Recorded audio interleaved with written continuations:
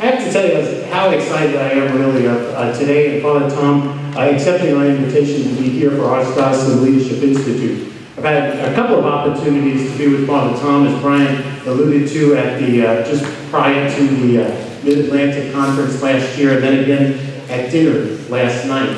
And the thing that strikes me most is when you walk away from whether it's presentation or a personal experience with Father Tom, you walk away with a real love for the church and a pride in the sense. I'm very proud when I leave here to be Catholic. Now, I know Archbishop Kurtz is probably thinking, why isn't the director of evangelization always proud to be Catholic?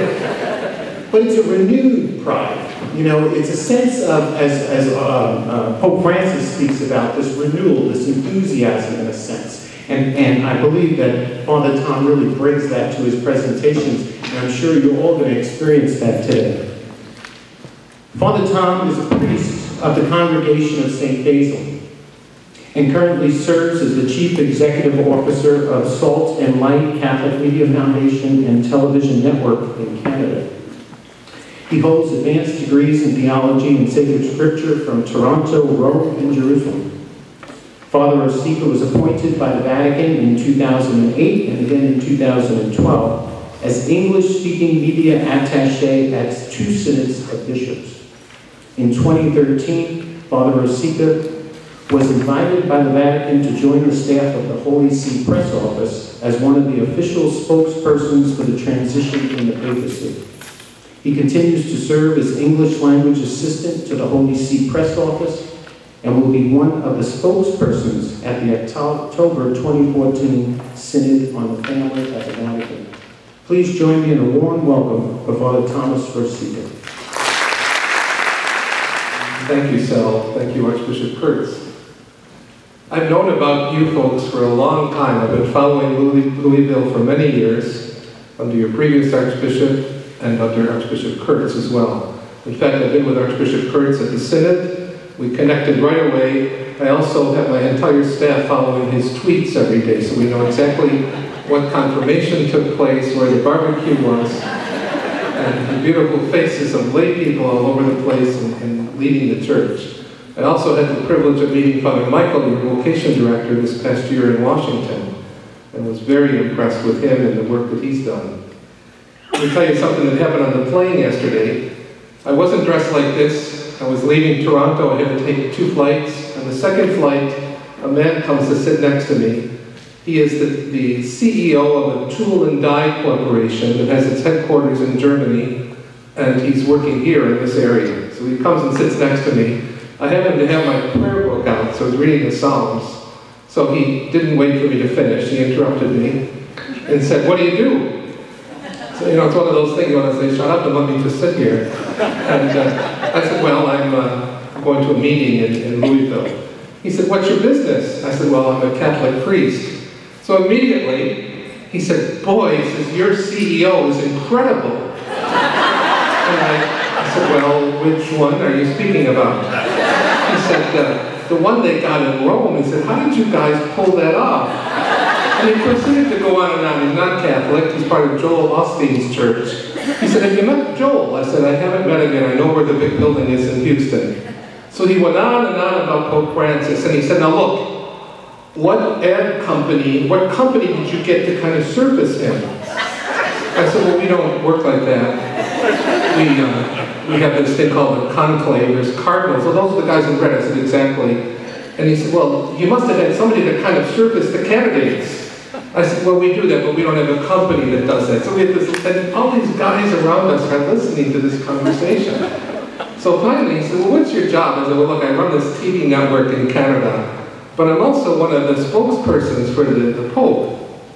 "You should have heard the scream of this guy." "You gotta be kidding. Let me get a picture of you." I said, "No, just sit down. Relax. Get on your business card. Can you sign something?" So I got my iPhone and I have a couple of pictures there of me leaving the Sistine Chapel and then with Pope Francis right after the election. And he just went on and on and on. But I thought the question was telling.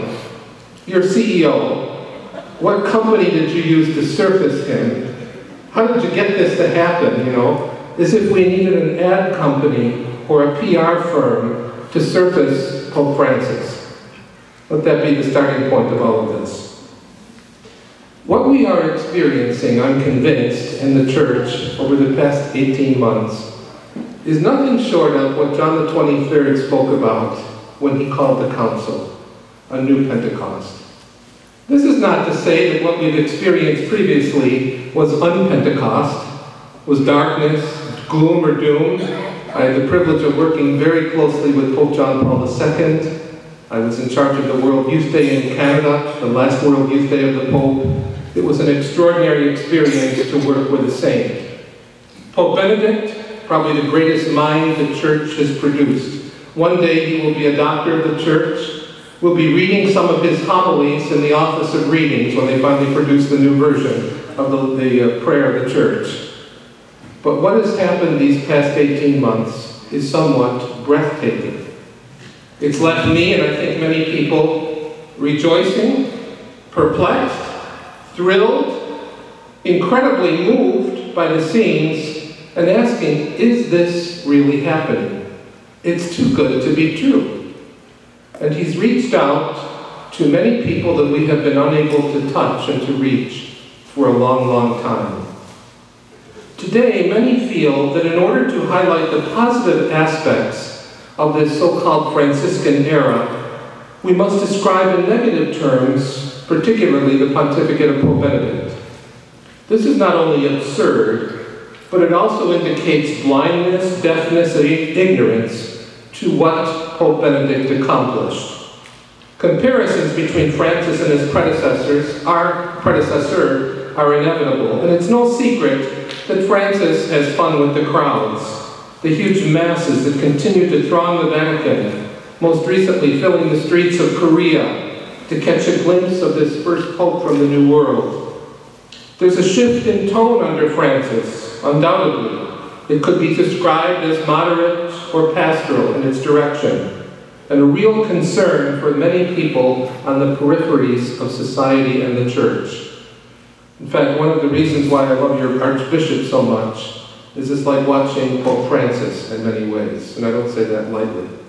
18 months after the momentous meeting of the CEOs, if you will, in the Sistine Chapel on March the 13th, 2013, let's take stock of what has happened and consider some of the new directions in the church that are emerging from Rome in what I call a quiet Franciscan revolution sweeping across the face of the earth.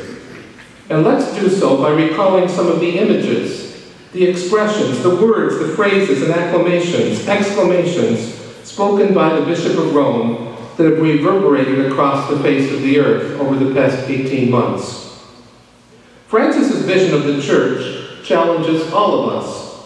He has an amazing ability to find simple words to pose fundamental questions about the life of the Christian and of the church. No one can deny that the secular media has been absolutely fascinated and mesmerized by his expressions that come from his daily homilies, for example, from addresses and messages.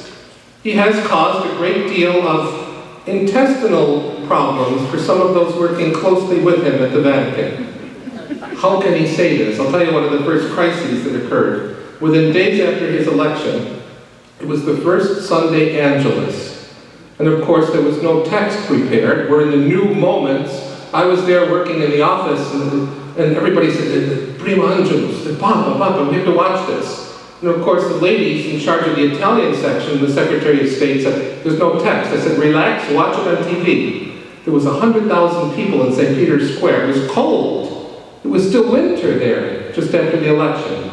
And of course, Francis appears at the window, and at the end of that address, he concludes it by saying, Buona domenica e buon pranzo. Have a nice Sunday and bon appetit. Enjoy your lunch. And there's this gasp that came out of the lady in charge of the Italian. Oh! I thought she was having a stroke or something. I said, what's wrong? He said, the Pope can't say that. I said, he can't say it. We can't translate that. How would you translate it? So I told her, have a nice Sunday and enjoy your lunch. No, we can't do that. So they had this big meeting with a conference call with the Secretary of State on a speakerphone. And my assistant and I were listening to this, laughing hysterically. And they went on for 15 minutes. Finally, Teresa was her name, she walked by my desk and she nudged, you won. all of the Sunday Angelus addresses end with that. Because let's face it, some of those 100,000 people that are in St. Peter's Square on Sundays, that's their Sunday obligation. It isn't that they just came out of church or coffee and donuts at the Italian parish. They go to St. Peter's Square. And in Italy, lunch is pretty important. So is Cena, and so is everything else eating. Listen to some of the sayings that are now all over the world. How I would like a church that is poor for the poor. Have a good Sunday, have a good lunch. Priests must be shepherds with the smell of the sheep. The Lord has redeemed all of us with the blood of Christ. All of us, not just Catholics, everyone. The atheists, even the atheists, everyone. Can't tell you how much ink was spilled over that trying to explain all of this. Then last summer, going to Lampedusa, off the coast of Sicily, we have fallen into a globalization of indifference. Who am I to judge? This caused much consternation for people. I was still in Rio de Janeiro. The plane had left with the Pope the night before, and my assistant and I and a couple others had remained back. We had been there for the World Youth Day. All of us were sick, we were exhausted. It rained the whole week too, so we decided to go to the beach that morning. We're at the beach, the first time in Copacabana Beach, after it had been vacated by the 3 million, and the phone started ringing, 22 phone calls. The plane had just landed in Rome. And people said, did you hear? I phoned Father Lombardi. I said, what went on the plane? He said, well, I'll send you the text, the audio. Do a little transcription and go meet the journalists in the press center. And of course we had to explain this, but those words reverberated across the face of the earth. For some they cause problems, but when you see the words in context, how they were used, it makes perfect sense, and the Pope did not deviate from church teaching. He said, I want things messy and stirred up in the church. I want the church to take to the streets. He said that during the World Youth Day in Rio. I was with the police chief that afternoon. He said, well, that's going a little bit too far.